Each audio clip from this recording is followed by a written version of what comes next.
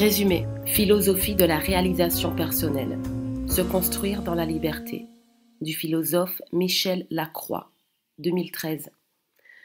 Michel Lacroix, précurseur du développement personnel, nous invite à une réflexion sur la réalisation de soi, qu'il associe inévitablement à la notion de liberté et à la métaphore de l'avancée sur le chemin de la vie, incertain, imprévisible, et constitué de plusieurs voies possibles. C'est de ces différentes voies dont il nous parlera tout au long de son ouvrage. Les vertus de l'action. Nous avons le choix entre avancer sur le chemin avec une attitude contemplative ou avec une attitude active. Jusqu'au XVIIIe siècle était privilégiée l'approche contemplative qui, pour Platon ou Aristote, répondait aux plus hautes aspirations de l'homme.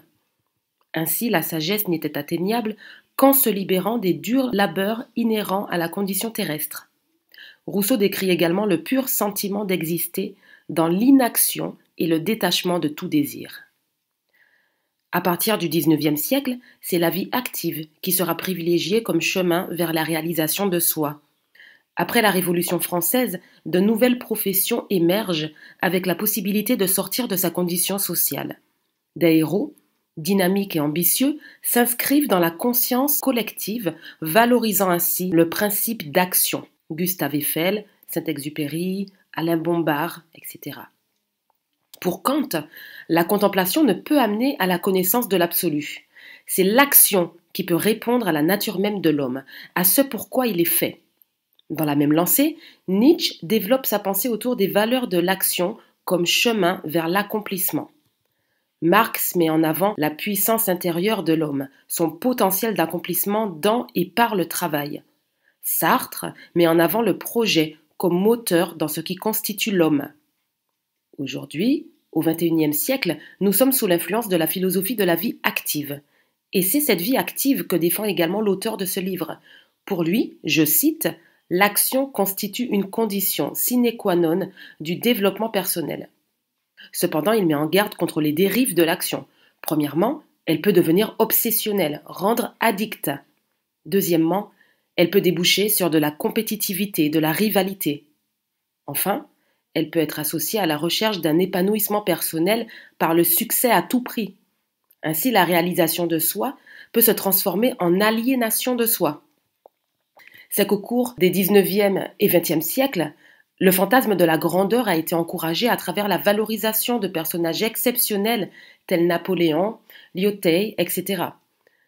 Plusieurs auteurs font alors la distinction entre une sorte d'élite accédant à la réalisation de soi par la notoriété et le reste du peuple, dont la vie paraîtrait à côté presque misérable. Pourtant, selon l'auteur, l'action joue bien un rôle dans la réalisation de soi. Il s'agit pour lui de l'envisager comme un style d'existence, sans y associer de hiérarchie, sans se comparer aux autres styles d'existence, pensant faire mieux. Chacun se réalise à sa façon, et nous avons tous un domaine de prédilection, qu'il soit dans l'écriture d'œuvres littéraires ou dans l'épanouissement familial, par exemple.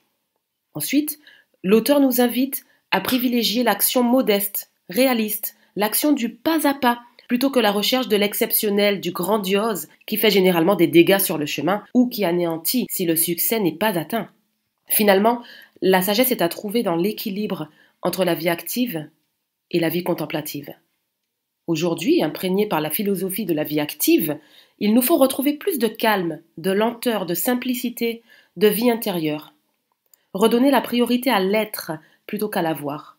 Et ainsi, non seulement l'individu lui-même en bénéficiera par un mieux-être intérieur, mais la planète également, car cela entraînera moins de dépendance aux biens matériels, donc moins de consommation, avec toute l'avidité et la destruction écologique que cela implique. Au-delà de la question de l'action et de la contemplation, d'autres choix s'offrent à nous. Libérer son potentiel. Pour certains, la transcendance est une voie possible de la réalisation de soi. L'humain réalise qu'il fait partie d'une réalité plus grande que lui, à l'extérieur de lui, et que c'est en connexion avec cette réalité supérieure qu'il retrouve sa vraie nature. À l'inverse, une autre pensée, plus récente et liée à l'individualisme moderne, consiste à trouver sa vraie nature à l'intérieur de soi, d'identifier ses talents, ses aptitudes et de les développer pour devenir la meilleure version de soi-même. L'auteur défend la liberté de conscience, permettant de s'ajuster librement entre l'extra-détermination, notre véritable nature à l'extérieur de nous, et l'intra-détermination, notre véritable nature à l'intérieur de nous. Le potentiel humain implique deux notions, celle des désirs et celle des capacités. Il est à noter que c'est seulement vers les années 1930 que la question des désirs, de la motivation de l'humain entre dans le domaine de la psychologie. Jusque-là, elle ne s'intéressait qu'aux aptitudes, qu'aux facultés. En somme, qu'à des données mesurables. La lumière est donc mise sur le rôle des désirs et de la motivation dans l'expression des facultés et dans la constitution même de la personnalité. Je cite Hegel, relevé par l'auteur, « Rien de grand ne se fait sans passion ». Mais pour accéder à ces passions, à cette motivation, encore faut-il pouvoir se dégager de toutes les pensées limitantes qui nous ont été inculquées par notre environnement depuis le plus jeune âge. Il faut que je fasse ça pour faire plaisir à mes parents. Je ne suis pas assez bon pour faire ci, etc. Ces pensées limitantes viennent entraver non seulement nos capacités, mais également notre motivation même, notre niveau d'aspiration. En effet, non seulement nous ne nous sentons pas capables de faire certaines choses, mais en plus, il nous est parfois difficile d'accéder simplement à nos aspirations profondes. Quelles sont-elles ? Ainsi, c'est par un travail d'introspection ou grâce à l'accompagnement d'un thérapeute que l'humain pourra se défaire de ses limitations et intégrer à la place la pensée positive que l'auteur range, je cite, parmi les fondamentaux de sa philosophie. Ici arrive le risque de la philosophie de la réalisation de soi, rechercher l'excellence, avec l'idée que nous sommes tous Dieu et que nous portons donc en nous le potentiel de la perfection à laquelle nous devons aspirer absolument. L'auteur nous invite donc à prendre conscience du caractère oppressant, culpabilisant, démoralisant de telles injonctions. Il met également en lumière le danger de cette invitation à exploiter tous nos potentiels, toutes nos capacités, tous nos talents, amenant en contrepartie le risque de l'épuisement et de la dispersion. Doit arriver alors la question du choix, qui pour l'auteur est également l'une des clés de la réalisation de soi. Pour lui, et je cite à nouveau, « Il n'y a pas d'autoréalisation sans auto-limitation ». La place d'autrui. Sur le chemin de la réalisation de soi, survient la question de l'autre. Sera-t-il à dominer pour notre propre accomplissement ? Ou serons-nous tentés de nous isoler de toute relation pour nous centrer uniquement sur nos objectifs individuels, pensant pouvoir nous réaliser sans les autres ? Pour l'auteur, la réalisation de soi se situe justement dans le contact avec l'autre, par ses encouragements, sa présence, sa bienveillance, son amour. Il ne s'agit pas pour autant de tomber sous l'autorité des autres, à travers l'adhésion à un groupe, à une communauté par exemple, adoptant ainsi tous les attendus caractéristiques du groupe en question. L'auteur défend au contraire la liberté d'être et de penser.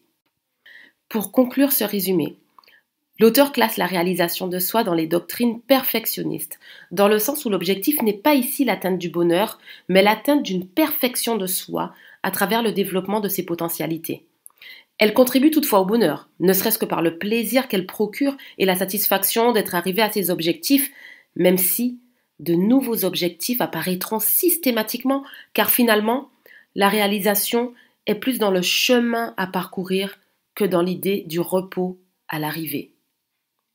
C'est tout pour ce résumé, en espérant qu'il ait enrichi vos réflexions et apporté de nouveaux angles de vue. Je vous dis à bientôt pour un nouveau résumé de livre.